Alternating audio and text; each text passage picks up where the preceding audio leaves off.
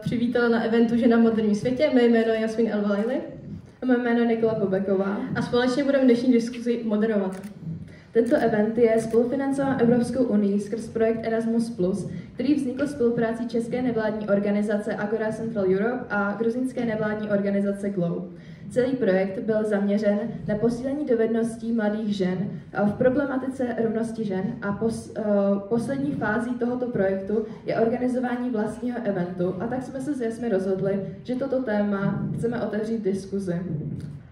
Ještě před zahájením diskuze bych se s vámi ráda podělila o krátký příběh, který se mi stal.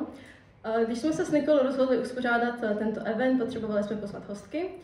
A tak jsem se rozhodla zavolat jedné své známé, která má mnoho kontaktů. Tak jí volám, říkám ahoj, hele, budeme společně s spolužačkou pořádat event, pojmenovali jsme to Žena v moderním světě a pojali jsme to formou diskuze a budeme se tam hlavně bavit o diskriminaci žen ve společnosti. A ona mi odpovídá a říká, diskriminace žen ve společnosti. No, Jasmínko, s tím jsem se teda jako nikdy nesetkala, ani jsem o tom jako nikdy neslyšela. Netáhneš si to sebou z toho Egypta? Už jsme zase u toho.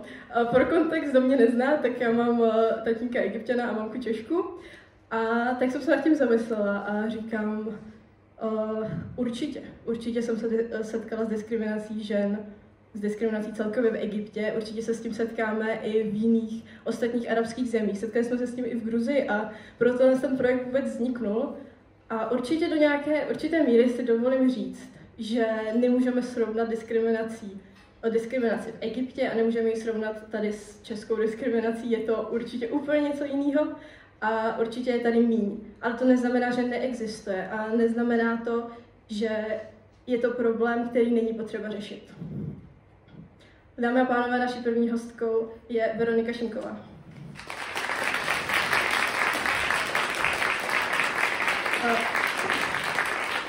Veronika je provozní ředitelkou neziskové organizace Beat Sexism, která se zabývá a informuje o ženskoprávních tématech. Dokumentuje případy sexismu, genderové nerovnosti a diskriminace. V rámci studia mezinárodních vztahů a diplomacie se ve své diplomové práci podrobně věnovala problematice postavení žen v české diplomacii a na téma dále publikuje. Je to tak. Dobrý den.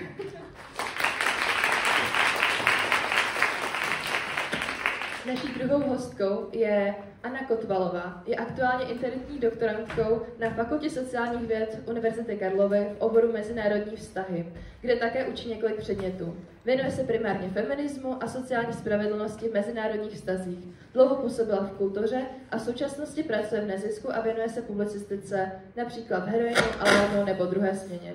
Zajímají ji témata psychického zdraví, intersekcionálního feminismu a sociální spravedlnosti. Vítám.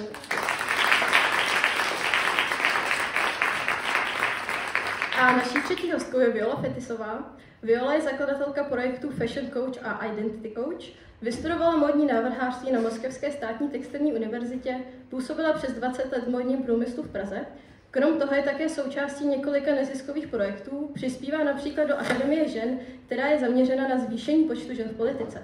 Také pracovala jako profesionální stylistka a módní redaktorka ve vydavatelství lifestyleových časopisů jako je Cosmopolitan, Esquire, Cosmogirl a mnoho dalších. V dnešní době Viola působí jako lektorka a koučka, kterou si objednávají pro svůj top management firmy, jako jsou Allianz, Česká spořitelna a NKU.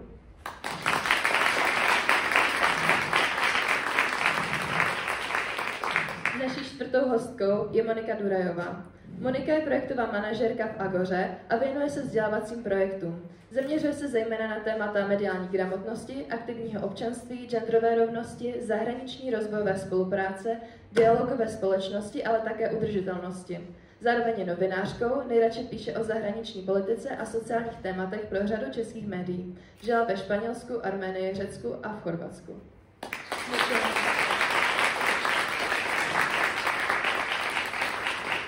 A naše předposlední hostka je Jitka Kmentová. Jitka Kmentová je ředitelka gymnázia na Zatlance od roku 2004.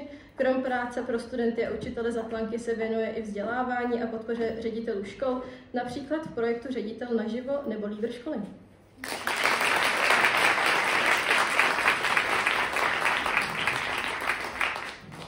A naší poslední hostkou je Adéla Šípová.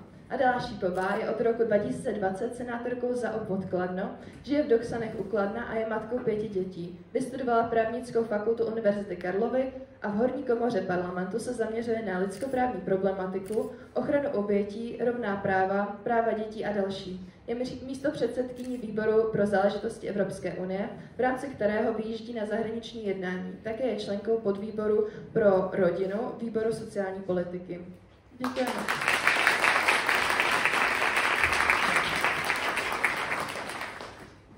Milé hostky, moc děkujeme, že jste přijali naše pozvání a my se můžeme vrhnout na diskuzi. Naše první otázka je, setkali jste se někdy osobně s nějakou formou diskriminace a jestli ano, s jakou? Já vám asi takhle potom podám mikrofon, že budete chtít mluvit a potom máme asi jenom 4 mikrofony, kdybyste se mohli prostřídat, bylo by to fajn.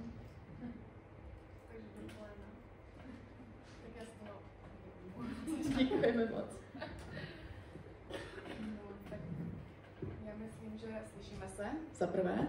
Už se slyšíme. Skvěle.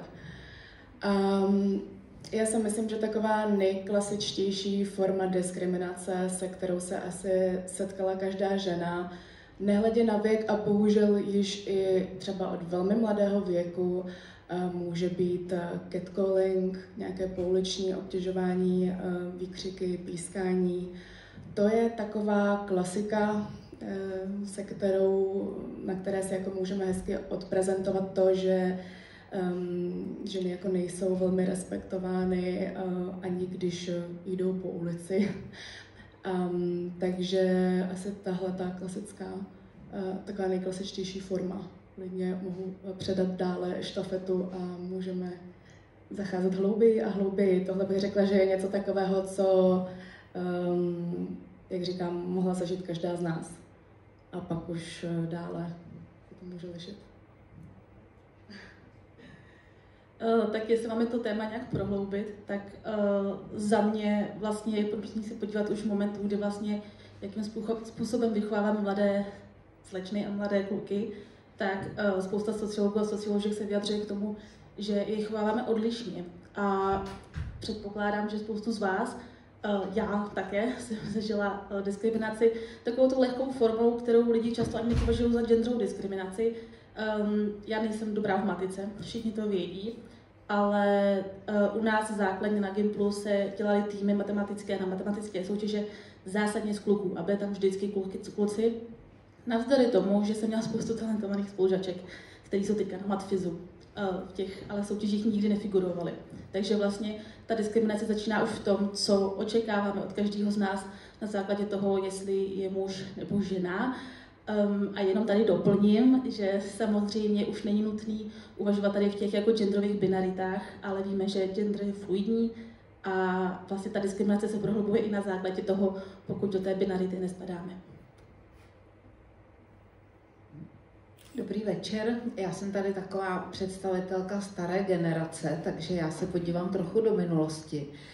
Přemýšlela jsem už o té otázce, když mi ji děvčata včera představila. A první moje odpověď byla, že ne. Tak jsem si pak říkala, aha, tak to asi není správná odpověď. Tak jsem o tom opravdu přemýšlela a říkala jsem si, že možná mám to velké štěstí životní, že jsem se setkávala ve své blízkosti s lidmi, kteří mě povzbuzovali v tom, že jsem jako člověk, který má být jako respektovaný a že jsem jim vlastně vděčná, že mě to naučili, protože všechno to, co jste teď tady řekli, jsem samozřejmě taky zažila, ale nějak jsem se s tím dokázala vyrovnat. Což ale, jak si uvědomuju, asi mě možná posílilo, takže si teď už z toho nic nedělám, když potkám nějakého obtěžovatele na ulici. Ale vlastně dělám, jo, akorát, že to zpracuju. A takže mě to přidělává starost, vlastně mě ta jedovatá slina bolí, akorát, že se s tím umím vyrovnat. Takže jo, setkala, naučila jsem se s tím pracovat a jsem ráda, když se to neděje. protože si pamatuju ty situace, kdy mě někdo v tramvaji osahával a já jsem byla taková třeba 13letá a teď jsem se s tím vůbec nevěděla rady a říkala jsem si, jako co mám dělat? A vůbec jsem nevěděla co.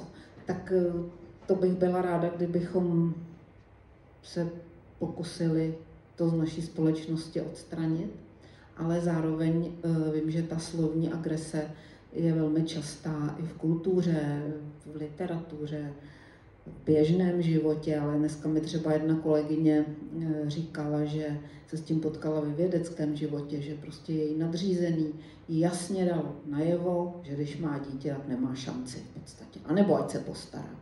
Takže jo, je to na denním pořádku a bohužel si asi někdy to ani neuvědomujeme. Takže děkuji, že jste tohle svolali, že jste mě donutili se zamyslet a uvědomit si, že to prostě tady je. Tak, dobrý večer, děkuji moc za pozvání, já jsem se moc těšila, protože mám moc ráda vždycky taková ta studentská setkání. Takže jenom využívám toho, abych vám poděkovala za to, že jste mě pozvali. A k té diskriminaci, já si myslím, že jako když se zamyslím nad tím, co se mi v životě přihodilo, tak takové ty střípky diskriminace, musím upřímně říct, že nacházím v mnoha oblastech. Jemnější byly v tom rodinném prostředí, kdy přesně tady bylo jmenováno, že se říká ve školách, že dívčata se na matematiku nehodí, že jsou spíše na ty jazyky a tak tyhle ty věci, což mně přijde absurdní. Pak musím upřímně říct, že teda jako sama, jako věřící člověk, jsem se bohužel setkala i ve svém prostředí církve s tím, když jsem chtěla jako matka začít studovat vysokou školu, tak jsem byla vedena svým zpovědníkem k tomu, abych toho nedělala, že moje úloha je jinde mezi dětma a po boku mého muže a že vlastně jako to mám nechat na něj, což jsem naštěstí neudělala. A pokračovala jsem ve studiu dál. Pak musím upřímně říct, že i potom, co jsem dokončila studium, tak jsem nastoupila do některých větších kanceláří, jako já jsem vystudovaná právnička a mám advokátní zkoušku. Nastoupila jsem do kanceláří a tam jsem se bohužel setkala s tím, že jako matka jsem prostě bohužel nedostávala ty zajímavější kauzy, na které jsem byla dobře připravena a měla jsem teda opravdu jako významně nižší ohodnocení finanční, takže to považuji za velký projev diskriminace, ten gender pay gap, který u nás je ohodnocený nějakými 16%, což je tedy rozdíl mezi odměňováním za stejnou práci mezi ženami a muži, 16%, to není málo, to je víc než inflace, i ta vyšší, co tady byla. Takže to byla další oblast. No a teďka v pozici senátorky musím upřímně říct, že čelím poměrně častým hate speech, kterým si myslím, že mý kolegové jako muži, politici tolik nečelí jako ženy. Takže to je další forma. Určitě bych asi vymyslela i další, protože bohužel prostě ty ženy, myslím si, že to v tom veřejném prostoru mají těžší.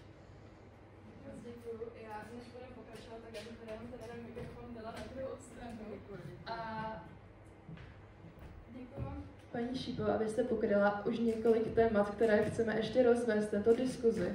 A určitě Monice a paní Fetisové dáme příležitost se i k tady tomu vyjádřit. Myslím, že ještě bude příležitostí dost. Takže bych chtěla otevřít novou otázku. A to je, jestli si myslíte, že při obsazování konkrétních pracovních pozic se přihlíží na gender. Tak já asi navážu a ano, myslím si to.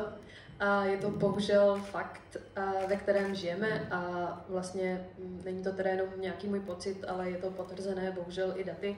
A když se podíváme hlavně teda na vedoucí funkce, tak vidíme, že jsou obsazovány jako zejména muži. Bohužel je to politika, jsou to média, je to vedení vlastně velkých korporátů. A já třeba budu mluvit konkrétně za situaci v médiích, protože jsem zároveň i novinářka.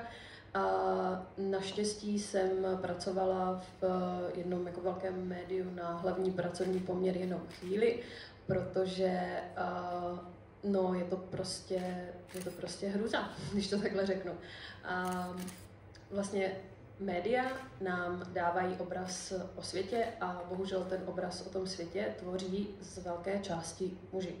A vlastně většina šéfredaktorů, když se podíváte, myslím si, že momentálně máme šéfredaktorku akorát Vogue a Elle, jestli se nepletu, lifestyleové časopisy pro ženy, ale vlastně jako šéfredaktorku nenajdete vlastně ženy ani na pozicích editorů. To jsou editoři jsou ti, kteří vlastně určují, o čem se bude ten den psát, rozdělují práci a je to prostě tak. A já bych se teda ještě vrátila vlastně k té první otázce, protože se vlastně k tomu váže i to rozdělování práce potom v těch redakcích. Já si pamatuju, dělala jsem v jednom nejmenovaném mainstreamovém médiu v zahraniční redakci a tuším, že byly nějaké volby, jestli to bylo v Americe nebo někde a já jsem teda vystudovala i mezinárodní politiku.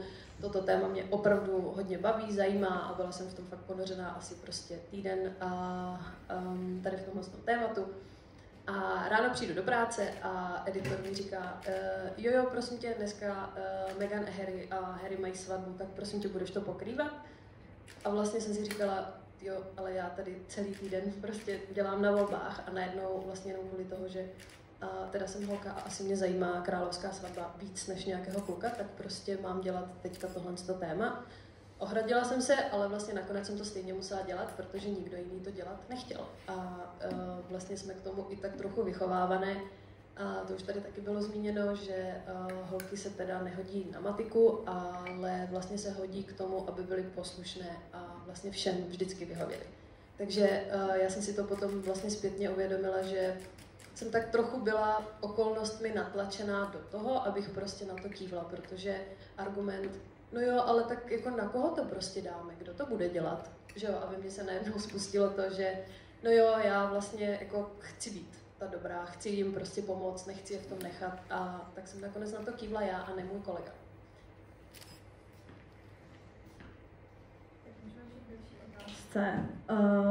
Myslíte si, že je správné určovat podíl mužů a žen ve vedení podle kvót?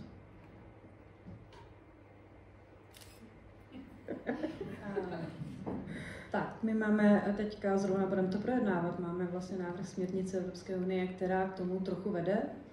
Je to směrnice, která povede k tomu, aby v obchodních společnostech, které jsou kotované na burze, bylo v těch orgánech určité procento žen. A já se teda upřímně nevím, jestli těším nebo netěším na tu debatu, co prostě kolem toho bude, protože bude zase výživná, to vím, minimálně v té konzervativnější části parlamentu, to je u nás v Senátu. Ale já si myslím, že je to zapotřebí a mimochodem v tom českém prostředí tato návrh směrnice nebude činit v praxi vůbec žádný problém, protože vlastně těch pár společností, na který to má dopadnout, už vlastně to určité množství žen do toho vedení nyní už vlastně se snaží motivovat a má je tam, protože je to pro ně ve srovnání se světem určitá už věc nějakého mediálního obrazu. Ale bohužel ten tlak je spíš jakoby z toho zahraničí a proto to ty firmy dělají. A protože samozřejmě také vědí, že takovéto pestřejší prostředí vlastně vede i k nějakým lepším výkonům. Takže ty debaty podle mě v Senátu k tomuto návrhu budou určitě plné předsudků, ale v praxi to problém nebude a ty velké firmy už vědí, že tohle je ta správná cesta. Chtěl by se ještě někdo vyjádřit? Že tady máme ještě dva mikrofony. Já tady máme takový putovní. Kvóty. Velmi třaskavé téma. Určitě paní Šíková potvrdí. Já si myslím, že kvóty se v Česku setkávají s dost velkým nepochopením, jak ze strany té jako legislativy, aby to nějak pochopila, tak ze strany i společnosti, aby správně pochopila, proč tady ten nástroj je vlastně jako dobrý, jak má fungovat. A setkává se s nepochopením dokonce i u samotných žen, kterých se to týká a kterým by to naopak mělo pomoct.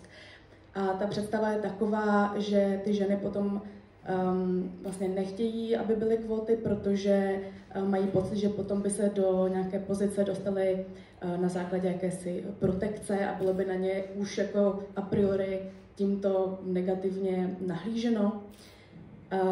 A tak je tady takový předsudek nebo mýtus okolo tady těch kvót, že by se vlastně, že se týká i kvalifikovanosti, že se vybere žena za každou cenu i na úkor jako kvalifikace. Což není pravda. Vlastně já, když jsem dělala svoji diplomovou práci a hovořila jsem s diplomatkami, takže ženami, které mají zkušenosti z institucí Evropské unie a jinde, tak vlastně hovořili o tom, že není to na základě kvalifikovanosti, vždycky ta kvalifikovanost se vybírá vždycky ze stejného ranku, jen jde o to, že se upřednostní a dokonce jak muži, tak ženy podle toho, jaké pohlaví v uvozovkách chybí v tom daném prostředí, kam se daný člověk vybírá na pracovní pozici. A ještě je tady taková věc, jako proč teda upřednostňovat jedno nebo druhé pohlaví. Já si myslím, že to vlastně není vůbec o pohlaví, ale o životní zkušenosti. A ženy bohužel mají velmi odlišnou životní zkušenost v této společnosti, protože jsou ženy. Takže čím teda tady padlo i vlastně čím diverzifikovanější týmy, jak co se týká politiky, tak co se týká firem, tak tím naopak i jako větší produktivita. Ty ženy přinesou tu svoji zkušenost do daného prostředí.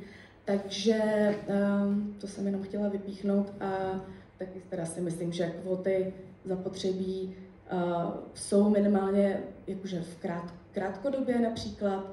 A vlastně jde o to jenom taková ta první vlna těch žen, vlastně, aby přišly do toho prostoru, protože je to taky hodně o ženských vzorech. A protože když jako někde nevidíme ženy, tak ani nemůžeme třeba přemýšlet nad tím, že já jako žena nebo někdo další, že bychom prostě nevidíme se tam. Takže je tady taky velká důležitost ženských vzorů. A tady vidíme tu propojenost s těmi kvótami. Takže to je za mě ke kvótám. Děkuji.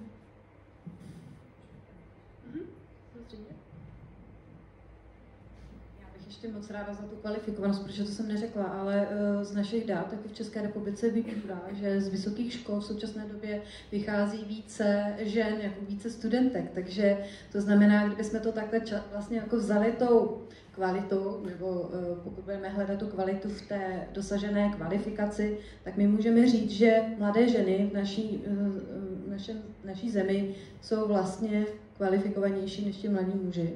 Ale bohužel v určitou fázi života se děje to, že najednou ty velmi kvalifikované ženy, do kterých my jsme vlastně jako náš stát investoval hodně peněz do vzdělání a podpory, tak najednou nám zmizí právě v nějakou chvíli, když se stanou matkami a velmi obtížně se vrací zpátky na tu pozici, kterou si vlastně díky tomu tím svým kompetencím zaslouží. Takže my skutečně máme velký problém a já třeba z té své oblasti, promiňte, že jsem si takhle vzala slovo, protože mě to strašně, je to prostě pro mě obrovské téma. Já jsem právnička a když se podíváte na to, jak je složena justice, tak soudkyní je v současné době více než soudců mužů. Ale když se podíváte na nejvyšší správní soud a nejvyšší soud, tak tam, ono se to možná teďka trošku změnilo, ale na nejvyšším správním soudě je jenom 30% žen a na nejvyšším soudě 17%. To bylo, když já jsem si dělala nějakou statistiku, což neodpovídá tomu, že vlastně těch žen v tom soudnictví je víc. Prostě z nějakého důvodu se nedostanou na ty vyšší pozice. A na ústavním soudě je to vůbec téma, i když se to teda teďka výrazně zlepšilo.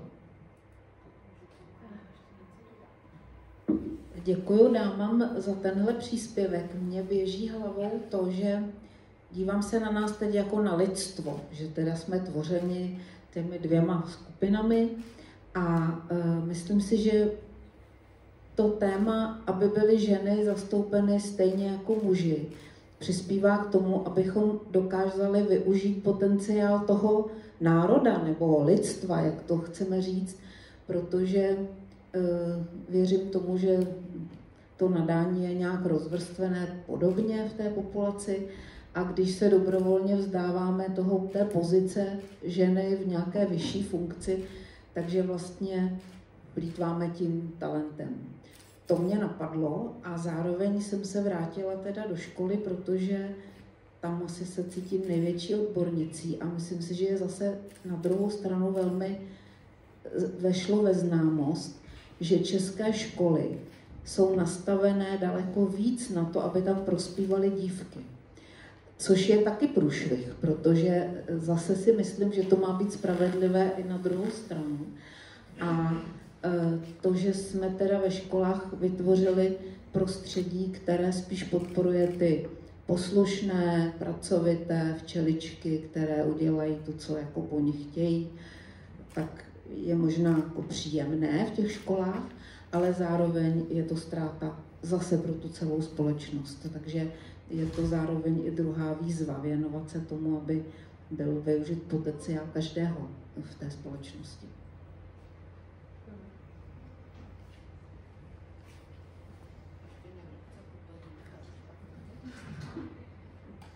Já bych možná ještě něco k těm kvótám.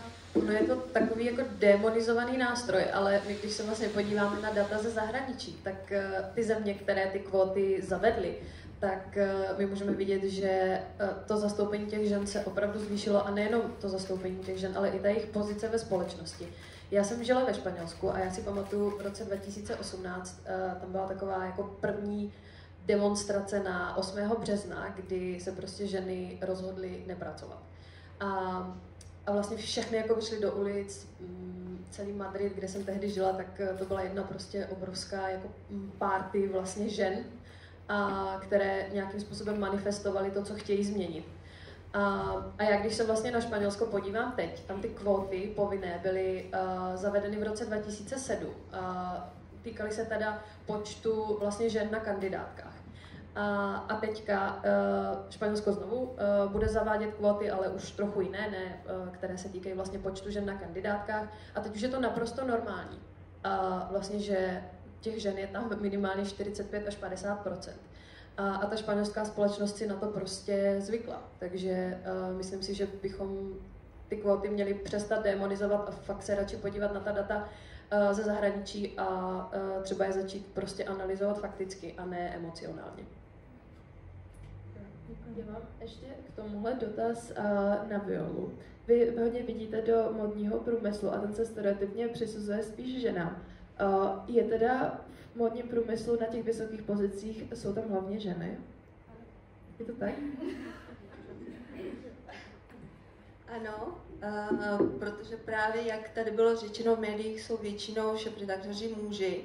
Já jsem nastoupila v roce 1999, což je 25 let zpátky. A až na šéfredaktora Esquireu a Spitcar, což je o autech, ostatní byly všechny šéfredaktorky ženy. A to bylo vydavatelství 12 časopisů. Jo, takže už v té době vlastně ty pozice zastávaly ženy. Já ještě se vrátím k té první otázce, jestli já jsem se setkala s diskriminací. Mně se líbilo, když mě volala vlastně Jasmín a položila poprvé tu otázku. Já jsem byla podobně jako paní ředitelka, což ne, já jsem se nesetkala. Ale svým způsobem ano, jako já jsem z Gruzie. Já jsem se narodila v Gruzii, do 19 let jsem tam bydlela. A je to velmi patriarchální země ve smyslu, že ty chlapy jsou naučeni, že žena má poslouchat chlapa. Ale pardon, ve výsledku každý z těch chlapů je absolutně závislý na mamince. A maminku považuje za největší autoritu na světě a poslouchá maminku. A vychovává ty chlapy maminky. Takže ono je to, jak se na to dá dívat. Jo? Proto já jsem vlastně v rychlosti taky odpověděla, že ne. A pak mi začalo docházet, že jasně, že jsem se setkávala, ale naštěstí, stejně tak jako vy, já jsem byla asi narozena do rodiny, kde jednak i moje maminka pracovala ve společnosti samých mužů, jako skoro jediná žena. Pak moje teta byla hlavní doktorka jako polikliniky, což je taky vedoucí pozice. A tím pádem já jsem sama v své rodině a dokonce jsem dneska volala sestřenice, abych se přesvědčila, jestli si to nevykyšlím.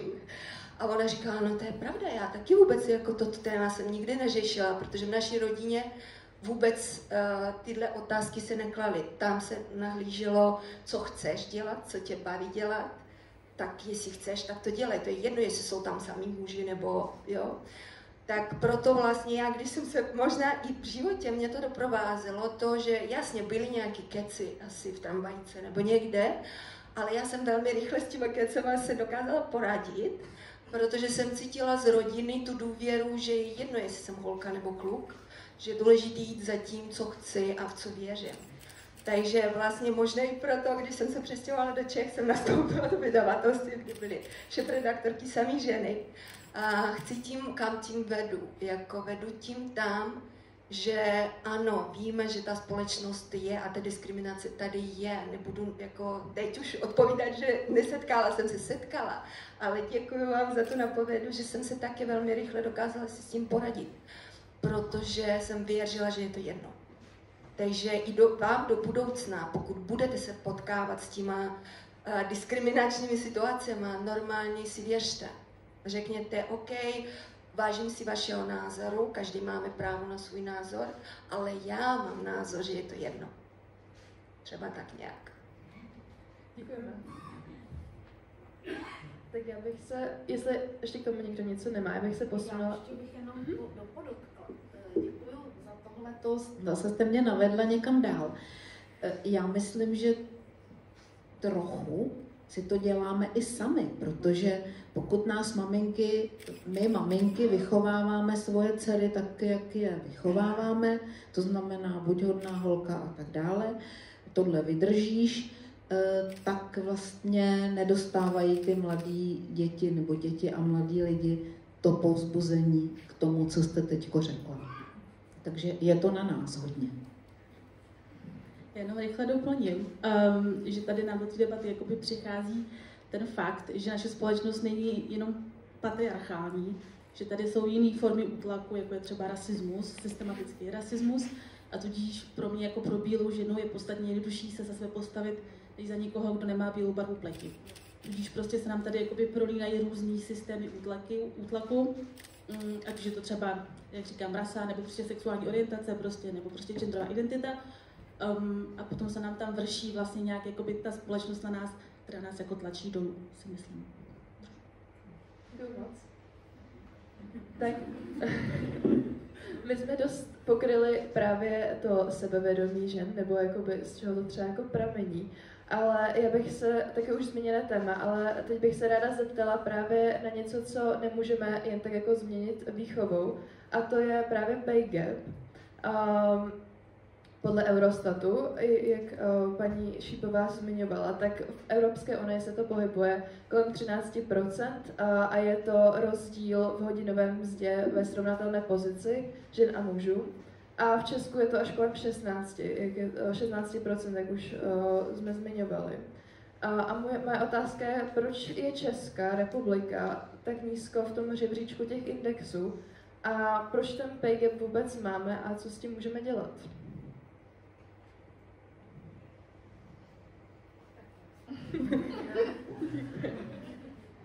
Tak já můžu se k tomu vyjádřit z pozice té političky, protože vlastně i znova z Evropské unie přijde předpis, který by měl vést k tomu, že bude odměňování zaměstnanců transparentnější. To znamená, že by zaměstnanci měli vědět, podle jakých kritérií prostě ty mzdy jsou vyměřovány a odhalit, mělo by to posilovat tu možnost odhalit vlastně ty nespravedlnosti v tom. Takže já věřím, že tohle bude dobrý způsob. Samozřejmě vždycky narazíte na to prostředí zaměstnavatelů, kteří prostě se budou odkazovat na to, že to je prostě tajemství a tajemství, že si zaměstnanci nesmějí sdělovat, kolik kdo vydělává, ale na druhou stranu oni se to ty lidi stejně teda upřímně musím říct vždycky nějak řeknou, takže to se prostě podle mě stejně utajit úplně nedá. ale hlavně jde o to docílení té spravedlnosti. Jo? A přesně jak tady bylo řečeno, ani ty nespravedlnosti v tom pracovním prostředí můžou vznikat i jiného druhu, než jenom v tom odměňování, ale i v tom nakládání té práce. Já jsem se s tím bohužel jako setkala, že jak paní ředitelka tady uváděla ty poslušné holčičky, někdy prostě jsou ta děvčata jakoby, nebo mladé ženy, nebo i ženy starší, vedeny k té poslušnosti, že to jsme my, ženy, které prostě jsou ty pilné včely, které vždycky ten kolektiv zachrání, když pan ředitel nebo něco potřebuje někam odjet, tak to prostě ta sekretářka to všechno nějak zachrání. Vlastně v podstatě ty asistenti a ten tým kolem těch výkonných zaměstnanců vlastně způsobí to, že vlastně ten úkol bude splněn. V podstatě ty nespravedlnosti nejsou jen v tom odměňování, ale i v tom nakládání té práce a v tom respektu v kolektivu. Takže myslím si, teď jsem se trošku zamotala, ale ta směrnice, kterou bychom měli přijmout, tak by měla trochu posílit tu transparentnost v tom. A zároveň myslím si, že i u mladých, že mám 4 dcery a 2 z nich už jsou na vysoké škole a dělají nějaké brigády a máme doma dost často takové ty debaty ohledně toho, kolik si za tu práci říct. A ta děvčata dost často, prostě já nevím, jak je to možné, že to máme nějak tak v sobě, že my si prostě říkáme jako o míň, než muži. A já jsem to zažila i jako advokátka, no, prostě nějak to tak máme zakódováno a s tím bychom měli si to nějak zvědomovat možná, i jako ty mámy nebo tátové mají ty dcery prostě vést k tomu, aby se do té pasti nedostali. Já to tady jenom doplním. Za prvé, že asi to souvisí prostě s nějakým širším přesně stereotypem, prostě ohledně těch peněz, že jo, jakože přesně, že jakože zaměstnanci si a zaměstnankyně si nemůžou sdílet, kolik vydělávají, prostě až budete vydělávat, tak se o tom bavte, protože prostě jako, co pak je fakt přesně zase zůstává ta moc prostě v rukou těch pár mužů, který vlastní ty firmy a jsou ty ředitelé a CEO a ty prostě tvrdí, že my nemáme právo vědět, kolik vyděláváme my a naši kolegové a prostě to je hloupost a prostě to potom přesně vede k tomu, že my vlastně nevíme, že prostě jsme o 16% prostě níž než naši mužští kolegové za tu samou práci, což je prostě kravina, za prvé. A za druhé jsem chtěla říct, že to taky souvisí s tím, že ženy velice často se nacházejí prostě systematicky v podfinancovaných oborech. Jsou to často pečovatelské obory, jsou to často prostě zdravotnictví, učitelství, pedagogika, uklízení, vaření a tohle jsou všechno prostě podfinancované a jakoby společensky podhodnocené obory, bez kterých by se ta společnost neobešla a přesto tam dominantně najdeme ženy. A když už je muž kuchař, tak je to šéf kuchař a bere prostě jakoby obrovské částky za to, co dělá a ty holky za něho mají nádobí prostě. A takže tak no. Já bych k tomu taky vlastně něco doplnila. Ono se často děje, a teda v médiích je to častá praxe, že vám ještě dají podepsat doložku mlčenlivosti, která vlastně není ani jako právně vymahatelná. A vy tak vlastně jako jste se upsali něčemu, že teda nikomu nezdělíte svoji mzdu, ale přesně jak tady bylo řečeno, váš kolega prostě vydělává o 16% navíc. Já bych ještě zmínila, že vlastně existují, nebo takhle, ten pay gap se rozděluje na očištěný a neočištěný. A vlastně ti odpůrci, kteří tvrdí, že je to vlastně hloupost, že kdo se snaží, tak prostě může vydělávat dost a že je to vlastně chyba té ženy, protože si vlastně o víc neřekla, tak vlastně ten neočištěný je ten rozdíl mezi všemi výdělky v té populaci. A ten očištěný, tam už se vlastně koukáme na to, kolik vydělává člověk s podobnou zkušeností, s podobnou praxí nebo vzděláním vlastně na podobné pozici. A ten je v případě Česka, myslím si, okolo 10%.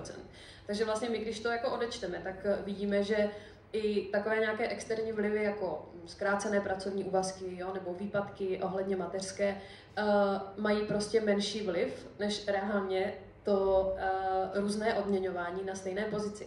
A já teda naštěstí tu zkušenost nemám, ale mám velmi jako blízké kamarádky právě z médií a ta jedna odešla asi 3 roky dozadu z jednoho deníku státního, nebo teda státního celorepublikového, A bylo to právě z toho důvodu, protože zjistila, že kolega, který byl taky v domácí politické redakci, nastoupil o rok později, byl ještě o 2 roky mladší než ona, dostával o nějakých asi 18 000 v hrubém víc než ona.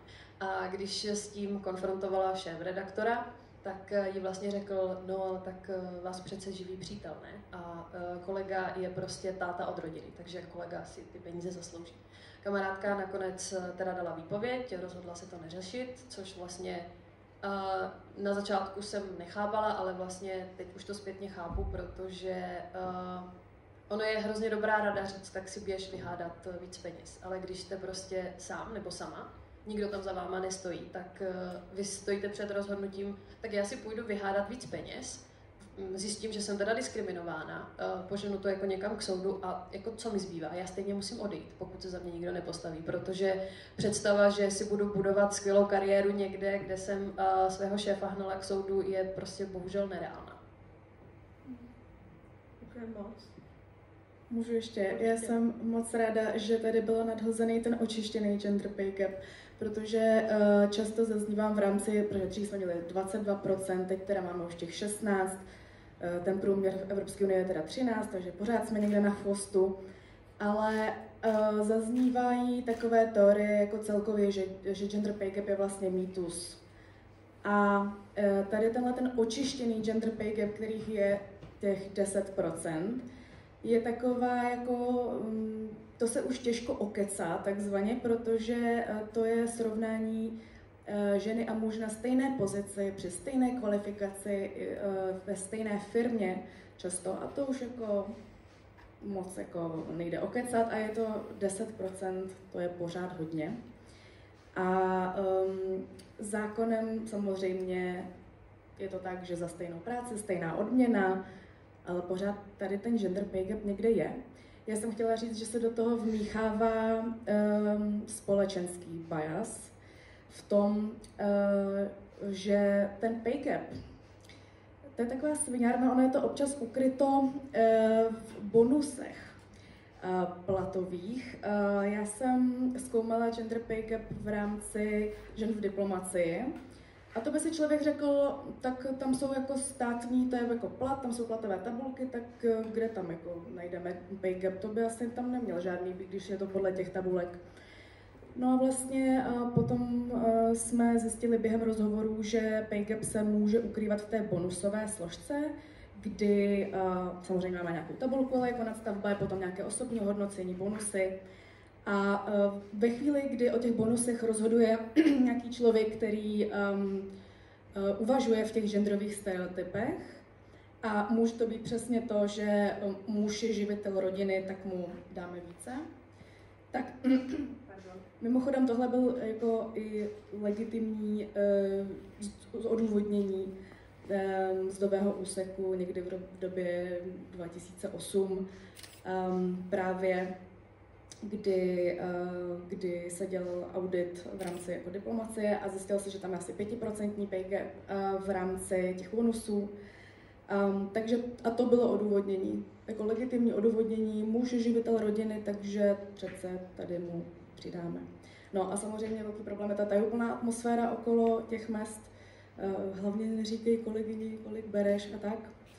A ta transparentnost je teda problematická a i vlastně v té státní sféře, kde bychom čekali, že to vlastně všechno vidíme v těch tabulkách černé na bílém, tak i tam gender pay gap je v menší míře, ale je. A můžeme si to pak jako představit, jak to potom je v tom soukromém sektoru, prostě u firem. No.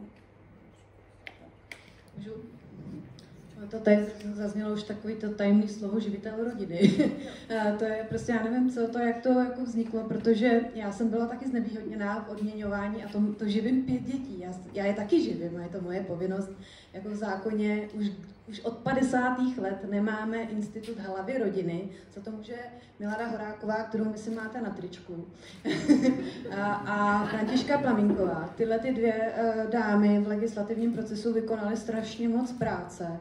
A jeden z výsledků je to, že vlastně už nemáme v zákoně o rodině ten institut té hlavy rodiny, ale ona bohužel prostě pořád to nějak jako se přetransformovala do toho živitele rodiny, ale je to prostě úplná blbost, protože i matka, i otec jsou prostě, mají tu rodičovskou zodpovědnost a rodičovskou povinnost živit ty děti. A já chci říct, že tohle se nějak jako zneužívá v tom odměňování, že se řekne, že ten muž teda tu rodinu živí. Já jenom říkám, já živím 5 dětí a přesto jsem měla prostě o 20 000 míň než můj o 10 let mladší kolega. To mě to fakt štvalo teda hodně, jako, že vlastně vám ani nejde o ty peníze, vám jde o tu spravedlnost, protože je to ponižující, prostě je to ponižující. Děkuji moc. My bychom se rádi přesunuli i na jiná témata. Konkrétně tady pro Violu. Přihlíží se u žen v práci na to, co mají na sobě a do jaké míry to ovlivňuje to, jestli jsou respektovány? Určitě, a nejenom u žen teda, přihlíží se u všech. I přesto, že teda mimochodem tady v Čechách se na to přihlíží celkově, bych řekla, protože já mám s čím porovnat. Já jsem vyměnila 3 země a studovala jsem 10 let v Moskvě, v Rusku a žila jsem od narození v Gruzii a teď žiju tady přes skoro 25 let. A vidím ten rozdíl. A samozřejmě vidím ten rozdíl, když cestuju někam, kamkoliv. A proto vlastně mě ty firmy i objednávají teď, protože oni taky vlastně jako hodně cestujou s konferencema, s výměnou, že jo, různých jakoby zkušeností a tak dále. A pak, když dostanou ty fotky, kdy stojí kolegové z Itálie, ze Španělska a pak stojí Češi, tak prostě se začínají stydět a rychle objednávají si moje služby, abych nějakým způsobem donesla, protože já koučuju nejenom ženy, ale chlapy teda jako víc, protože tím, že jsou zastoupeny v těch vyšších pozicích víc, tak tam to SOS jako zaznívá mnohem častěji. Ale zároveň tím, že koučuju top manažery, tak mimochodem i tady se setkávám hodně často s vedoucími pozicemi žen. Proto já vlastně jako Jasmíně rovnou tak jako bych řekla do toho telefonu, já to nevidím, protože já koučuju top manažery a top manažerky. A víceméně dá se říct, že vidím v těch firmách, aspoň teda možná, já jsem měla štěstí na ty firmy, které jsou osvícené, kde ty pozice byly víceméně vyrovnané. Tím pádem vlastně chci co říct, že když třeba ten člověk, to je jedno, jestli to chlap nebo žena, nedbá na svoje oblečení, tak jednak ubližuje sám sobě především tím, že snižuje si sebevědomí. Proč? Protože sebevědomí je o tom uvědomit si, kdo jsem. Protože móda je jenom neverbální způsob komunikace. A aby jsme něco vyjadřili, verbálně nebo neverbálně, je potřeba nejdřív vědět, kdo jsem a co chci vyjadřit. Proto vlastně já vedu svoje klienty a tu celou svoji metodu mám postavenou na prvním kroku identifikaci osobnosti. Kdo jsem, jaké mám hodnoty, jaké mám priority, jaké mám role, co chci vyzařovat, co chci prožívat. A potom to všechno, co vydefinuju, vyformuluju, identifikuju vlastně já jako unikátní osobnost, která má svoje dáry, ano, má svoje minusy, něco nezvládám, ale zároveň mám talenty, mám i to. A co chci komunikovat, jak to chci komunikovat, teprve potom přeložím na ten jazyk toho oblečení, což jsou barvy, tváry, stříhy, detaily, doplňky a tak dále, a tak dále. Takže vlastně i u těch top manažerů většinou vidím, že ty lidi vůbec se v sobě nevyznají. Oni jedou jenom podle těch stereotypů, že ten manažer by měl být na sobě kvadro, ta ženská by měla mít ten kostýmek a nazdar hotovo. Ale jestli ten kostýmek sedí, jestli odpovídá ty velikosti, jestli má správný ty detaily, to už nikdo neřeší. A co to potom vypovídá o tom dotyčným? Že vlastně kašle na sebe. Že prostě nechce se o to starat, nebo nestíhá se o to starat. A potom, když přijdete řešit milionový obchod, což řeší většinou moje klienti, se svýma klientama, milionové obchody a přijde tam v podrbaném sáčku, nevyžehlený košile, nebo jako rukávy sáhají až sem, jako kdyby to bylo sáčko po tátovi nebo po dědovi, nevím, tak ono vlastně jim nedochází, že oni vyzařují, že neumějí se o sebe postarat. A ten klient, který se na ně dívá, tak si v duchu podvědomě velmi rychle automaticky řekne, jestli se neumí postarat sám o sebe, tak já chci postarat o můj milionový obchod. Jo, to je to první, co vyzařujeme, když nedbáme na svůj vzhled. Vyzařujeme, že kašlem na to. Kašlem na sebe a neumíme se o sebe postarat. Proto není důležitý, jestli jste podle trendu oblečený nebo podle dress codu. Důležitý, abyste byli upravení. Já vám dokonce řeknu v rychlosti svůj osobní příběh, proč jsem se dostala k této práci. Já jsem chodila do školky a jsem si všimla, že všichni paní učitelky mě milujou. Jo, někomu za něco vynadají a já provedu úplně to samé a mě nic. Se říká, jsem neviditelná, nebo co se děje. Kolikrát jsem dokonce dělala na schvály, i hned potom, za co komu něco vynadali a pořád nic. A pak, když jsme odcházeli z mateřské školky do školy, nás všichni takhle jako postavili, aby se s náma rozloučili, dali nějaký jakoby, požehnání do života, někomu za něco vynadali.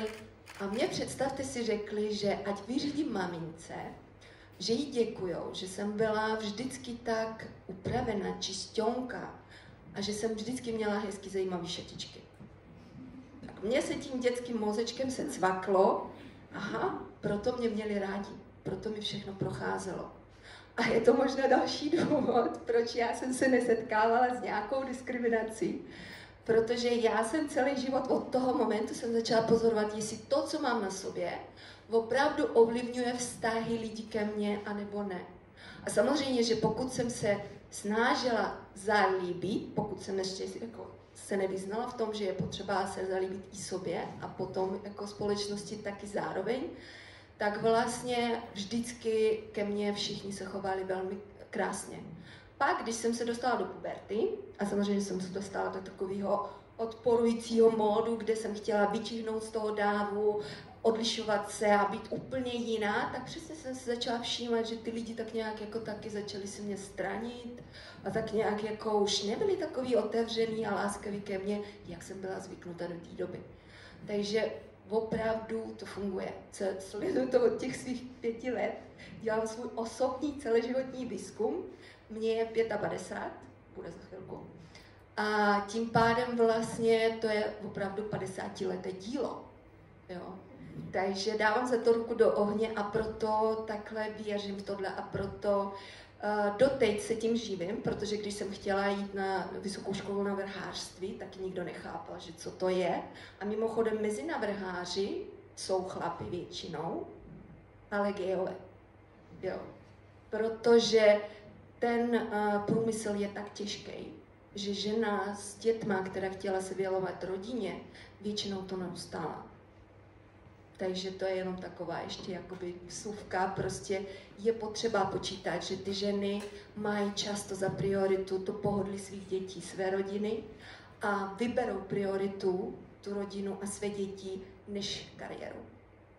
Děkuji. Ještě bych se chtěla zeptat, jak je to teda s tím respektem? Takže žena třeba přijde na meeting a má třeba nějaký výstřih. Vadí to? Má to řešit? Nemá to řešit? Má určitě řešit jednoho jediného jednoduchého důvodu. Každého člověka víc než on sám zajímá ten druhý člověk. My podvědomě, já proto ráda studuju kognitivní vědu a psychologii a přesto studuju tu módu, jak vlastně přes ty smysly, ty vizuální smysly, že jo, to je vizuální, jak vnímáme ten svět kolem sebe a jak reagujeme na něho přes ty smysly a vizuál je velmi silný smysl, který mimochodem podle neurolingvistického programování 45% populace jsou vizuálně zaměřený, což znamená ocení a jednají, rozhodují na základě toho, co vidějí. A s rozvíjením Instagramu, sociálních sítí, který je velmi vizuální a na obrázky a na videa, tak to procento bude se zvyšovat. Takže ta reakce na vás určitě vždycky je podmíněna tím, jak vypadáte. Je potřeba prostě s tím počítat. A když ženská má krásné prsa. Jak chlapy, tak ženy, to je jedno kdo, my jsme především lidi. Lidi, kteří jsou kojené ženama. Ženy kojí prsama.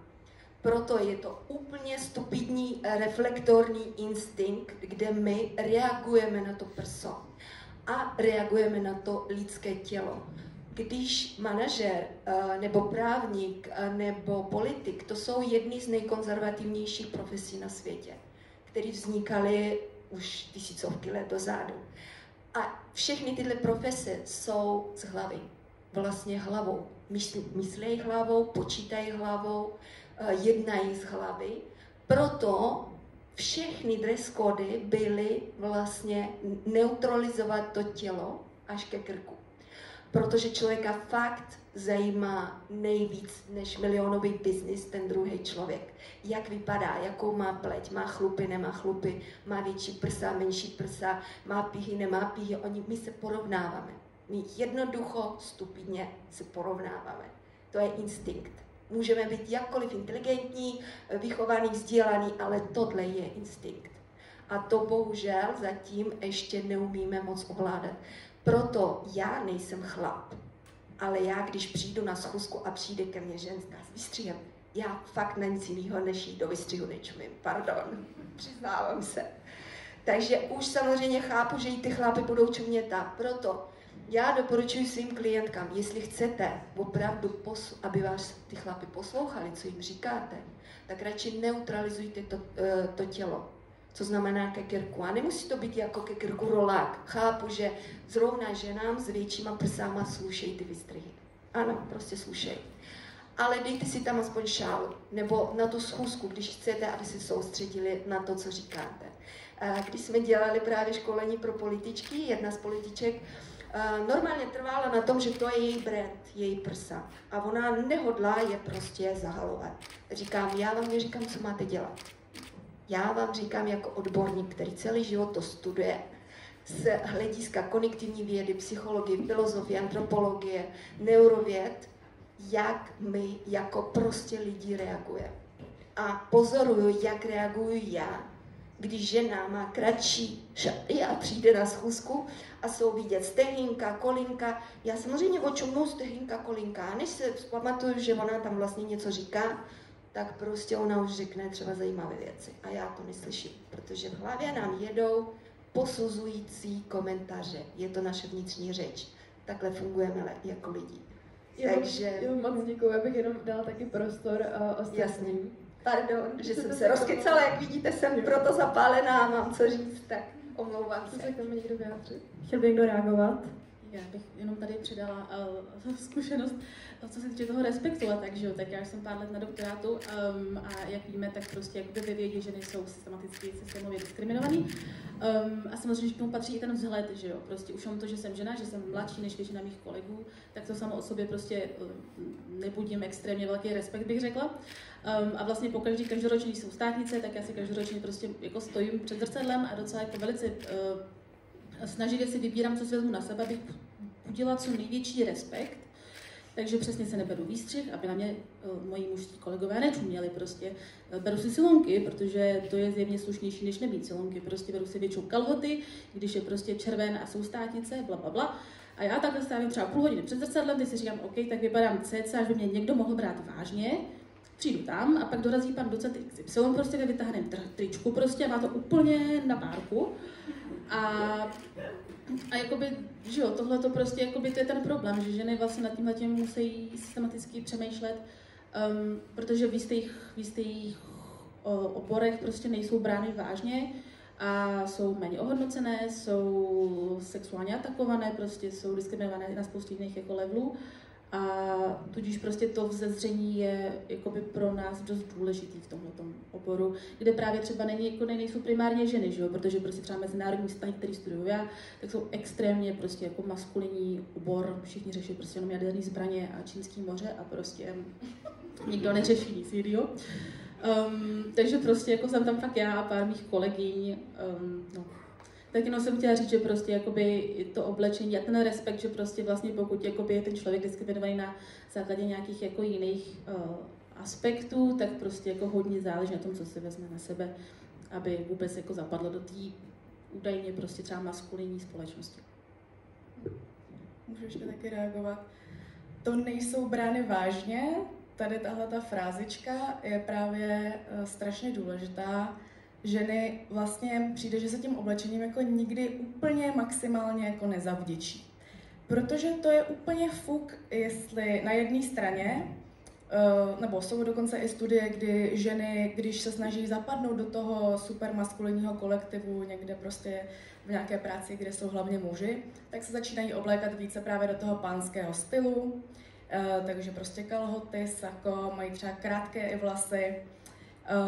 Ve chvíli, kdy zase jako se oblíkají více žensky, stereotypně, takže prostě šaty, sukně a tak dál, tak ani to není správně, protože když mají ty kalhoty a to kvádro, tak jsou to mužatky. A když mají sukni a teda nedej Bůh ten výstřih, tak taky nejsou vlastně braný seriózně. A zejména u političek, to je úplně výborný, bulvár to miluje. Kdykoliv média informují o to, že nějaká politička měla někde nějaké jednání, tak neinformuje o tom, že nějaká politička měla někde nějaké jednání, ale o tom, co ta politička měla na sobě. Takže prostě titulky, že přesně nějaká politička měla na sobě šaty, které a odkryla prostě kotníček a tak. Tak jako ženy jsou, bych řekla, mnohem přísněji hodnocené než ti muži, kteří právě jako velmi málo často vidím v médiích jako kritiku nějakého nevkusně oblečeného muže, ale jako nevkusně oblečené ženy a tady jako módní policie, to je samozřejmě jako topka. A taky bych teda sdílela svoji vlastní zkušenost, kdy, jak jsem psala tu svoji diplomovou práci o ženách v diplomacii, o postavení žen v diplomacii, tak jsem se tam zabývala i tady tím, že samozřejmě v té diplomacii hodně a v politice ten dress code a tak dále. A všem tady tím, že ty ženy prostě jsou mnohem jako přísněji vnímané v té módě. A potom došlo na státnice. Komu myslíte, že jsem svoji diplomovou práci o postavení žen v diplomacii prezentovala? 3 mužům postaršího věku, vysloužilým diplomatům, a nikdy nezapomenu bohužel teda na to, kdy před tady tou mojí obhajovou prezentací moje vedoucí mé práce, která věděla, že já jsem celou dobu psala prostě o tady těch problémech, tak mi jako řekla hlavně, ale jako se oblečte jako prostě žádný výstřih a tady to. A to bylo pro mě takový zklamání tohle od ní slyšet, jako že já jsem tady prostě popsala tady ten problém. A teď já se tady budu zahalovat prostě tady před 3 middle-aged bílými muži. A no bylo to prostě zklamání v tom smyslu, že tak jako v prvé řadě, pokud, jako proč já bych se měla zahalovat, nebo proč tam sedí tady ti vzdělaní prostě profesoři s tituly všude okolo jména? Jako co je teda zajímá? Zajímá je ta práce, kterou jsem tam já přinesla jako na obhajobu, nebo je teda zajímá vlastně nevím ani co? A jako mě prostě fascinuje, jak tady tihleti muži, tak jako v prvé řadě by tedy měli být, jako pokud chtějí být zvířátka, tak by asi v prvé řadě vůbec v té komisi neměli být a hodnotit moji práci. Takže to byla taky taková storka. Tam možná nejde o to, co by chtěli, co zvládají. Chtějí všichni být důstojní a věřím v to a vidím, že opravdu většina lidí chtějí být důstojní své společnosti a sami sebe. Ale podvědomí je velmi silná věc. 95% máme podvědomí a jenom 5% vědomí. Je to statistika. Já jsem z té horní komory, já se teda s ženami tam moc nepotkávám, protože tam je žen jenom 18% v Senátu, takže je to vlastně jakoby těžký, ale když na to jako si vzpomenu, tak já vlastně jako nechápu, jak je to možný, že tolik mužů, kteří tam jsou, vlastně byli zvoleni, protože já opravdu, to zní blbě teda, ale vlastně jako je to tak, protože Mí kolegové, opravdu mnoho z mých kolegů v Senátu, ne všichni, ale opravdu nosí. Někteří nenosí kravatu, já to považuji vlastně jako v Senátu, když mají oblek a košili a mít rozhalený, to si může dovolit třeba nějaký sportovec, třeba, že to může vypadat dobře, ale tam ty sportovce nemáme a i kolegové mají ty košile prostě vytáhaný, musím upřímně říct, že někteří z nich opravdu i páchnou, jako, promiňte, ale prostě opravdu jsou spocený a je to opravdu nepříjemné. Mají to vytáhaný, prostě myslím si, že někteří kolegové mají ty obleky možná jenom 2, a vzhledem k tomu, kolik hodin my tam to strávíme, tak to je opravdu velmi málo. Někteří kolegové bývají opilí, běhají po komoře s půl litrem a já prostě potom vlastně jako nechápu, jak je možný, že vlastně jsou zvoleni, protože všechny ty poučky, které vy říkáte o tom, jako koho si přirozeně volíme nebo kdo nás jako zaujme, by mi vedli přirozeně k tomu, že tam budou prostě vlastně jako úplně jiný lidi. A u těch žen, já jsem tam teda, moje kolegyně, já jsem tam, nejsem nějak úplně super mladá, ale prostě senátorem se můžete stát ve věku od 40 let. Mně je 43 a moje kolegyně všechny jsou starší než 50, je nás tam vlastně jako málo. A musím upřímně říct, že opravdu, jak zde zaznělo, ty ženy, političky zejména, se prostě tím vzhledem nezavděčí. Buď vás kritizují za to, že jste vyzývavě oblečená, což mně se neděje, protože já se prostě vyzývavě neoblikám. Mně to není příjemný. A nebo jste prostě šedá myš, nebo něco takového, nic mezi tím. Prostě vás jako nepochválí za to, co máte na sobě. Nebo alespoň já si teda nepamatuju, že by nějak v médiích někdo jako nějak moc chválil političky za to, jak se oblékají. A jsou ženy, které prostě bohužel ta prsa prostě mají a i kdyby se jako nevím, oblékli, možná, nevím, tak já tomu za tolik nerozumím, ale prostě ta prsa budou vždycky nějakým způsobem dominantní na jejich postavě a pak je to opravdu nepříjemný, když i já, byť je to třeba někdo, politička z opozice, slyším, že ta je taková, je to opravdu atak podle mě na tu ženskost, jaká je a to je podle mě jako jeden z projevů diskriminace, o které se tady bavíme. Jo, to jsme se dostali asi k další otázce, že jo? Ano, naše další otázka právě mířila na hate komentáře, hlavně třeba na političky, ale vím o tom, že hate komentáře jsou prostě součást každého povolání, nebo hlavně třeba když jste žena. Tak můj dotaz zní, jestli jste se právě někdy stali terčem hate komentářů a jak si myslíte, že to ovlivňuje i ostatní ženy? Vy jste to právě říkala, že i když vy si přečtete komentář, který není mířen na vás, tak vás to třeba jako urazí, nebo prostě se vás to dotkne. Jo, to tak je. A já se snažím i prostě třeba se vyjadřovat na podporu těch žen, být spolu prostě názorově nesouhlasíme, protože to, když někdo ošklivě komentuje političku, má negativní vliv samozřejmě na její duševní pohodu, to můžu prostě, někdy se vám stane, že ty komentáře opravdu rozdecháváte týden, nebo že si dokonce musíte vzít dovolenou, to už se mi jako stalo, že jsem opravdu na tom byla, nebylo to teda kvůli vzhledu, ale kvůli něčemu jinému, ale bylo to prostě opravdu nepříjemný, takže to má vliv na vaši duševní pohodu, má to vliv samozřejmě na moji rodinu, jako i na moje dcery, který to samozřejmě jako čtou a pak se teda vždycky hrozně rozčilujeme a to. A pak samozřejmě na ty další moje třeba kamarádky nebo ženy v mém okolí, třeba, které se politice věnují, byť nejsou třeba zatím zvoleny, tak oni si to prostě samozřejmě mnohem víc rozmýšlejí, jestli do toho prostoru té nenávisti, která prostě na těch sociálních sítích je, a bohužel dost často je i přiživená některými novináři, a myslím si, že to dáno i tím, že těch novinářů je prostě hodně, že nejsou schopní to stopnout, tak prostě se to rozmyslí a nepůjdou tam. A prostě, jak jsem říkala, v Senátu máme 18% žen, ve sněmovně 25%, na vládě na tom taky nejsme moc dobře.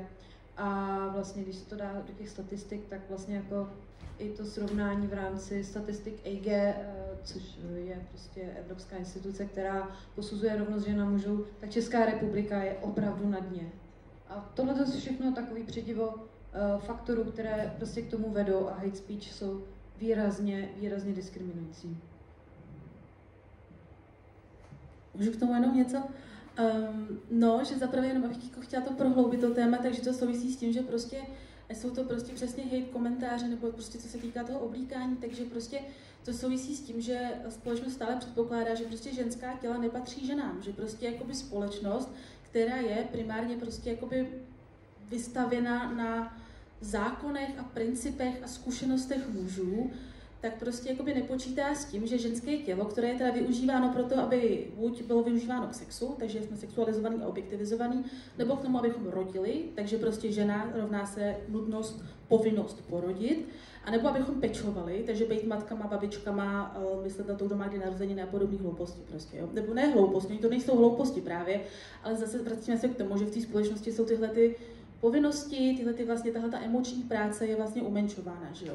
A s tím souvisí všechno, s tím souvisí prostě povinnost prostě být matkou, s tím souvisí potraty, s tím souvisí antikoncepce, s tím souvisí sexuální obtěžování prostě a násilí. A tohle to všechno prostě pramení z té jedné myšlenky, že společnost, ať už je to stát, nebo jakákoliv jiná instituce, jako třeba církev, mají právo rozhodovat o tom, jak každá jedna individuální žena naloží se svým vlastním tělem. A to prostě, že prostě tady prostě paní političce někdo řekne prostě krátká sukně, dlouhá sukně, výstřih, to je prostě jakoby vrchol toho ledovce. Ale prostě potom jakoby jde se dolů a prostě pak jsme u zákazu potratů prostě, jo, nebo jsme prostě u toho, že neprojde Istanbulská úmluva na základě prostě neuvěřitelných dezinformací, že jo, prostě to tam pánové s pivem prostě fakt neodvede dobrou práci, že jo. A prostě jako, a přesně jo, prostě muži dostávají taky hate, že jo, obzvlášť politici muži dostávají taky prostě spoustu hate komentářů, ale nejsou genderově podmínění, prostě jakoby nadávat prostě Kalouskovi, že pije, co je potom, je to zase osobní problém, který se prostě možná nemá třeba brát na veřejnosti, pokud to neovlivňuje jeho práci. Ale jde o to, že političky jsou prostě jakoby šikanovaný na základě toho genderu, na základě toho, že společnost má nějaký předpoklad, co by ta žena měla dělat. A ještě poslední věc, pardon. Ale souvisí to přesně s tím, že my tu společnost stále rozdělujeme na jakoby soukromou, privatizovanou část prostě a tu veřejnou. A že prostě ženy po staletí byly se prostě nacházet čistě v té domácí, v té soukromé sféře, že jo, prostě. A do té veřejné neměli přístup, nebyly vzdělávány, nebyly v politice, nebyly v žádných prostě pozicích moci. A to se teďka pomalu mění, teda máme přístup jakoby na trh práce a podobně, ale už se nemění vlastně ty principy té soukromé sféry, už se nemění to, že prostě ženy jdou do práce, ať už je to prostě veřejná sféra v politice, nebo prostě půjdu tamhle, nevím, sednout si za kasu, to je jedno, ale pak se vrátím domů a stejně jdu na tu druhou směnu, kdy prostě umeju, očistím, nakrmím, dělám úkoly, prostě koupím dárek babičce a pak jdu spát. A prostě jakoby to je ten princip, že my stále dělíme vlastně jakoby tu ženu a toho muže do těch jednotlivých sfér, do těch soukromých a veřejných. A teď se chováme, jakoby žena v té veřejné být neměla, přitom jakoby, že se shodneme, že je měla prostě, no.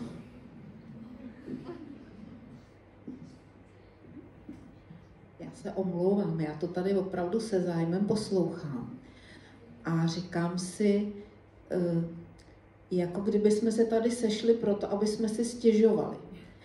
A já jsem jako nastavená tak, že když je problém, takže ho mám nějak řešit. A teď už skoro mi stoupá tlak, protože bych ráda položila otázku, co budeme s tím dělat. Nás je půlka populace. Nebo ještě, že jo, příroda to prostě zařídila, takže trochu víc je nás a stejně si tady stěžujeme, jak je to blbý. Takže dámy, co se s tím dá dělat? Jestli můžu. Já si myslím, že prostě tady jako jednotlivci neuspějeme. Už jsme se tady jako několikrát bavili o tom skleněném stropu. Existuje jako několik taktik, vlastně jak ten skleněný strop jako probourat, ale tady je prostě bohužel pořád asi ta nejčastější, buď ho teda ignorujeme a řekneme si, že na to teda jako kašleme, anebo ho teda probouráme a potom tu díru tak jako zahladíme.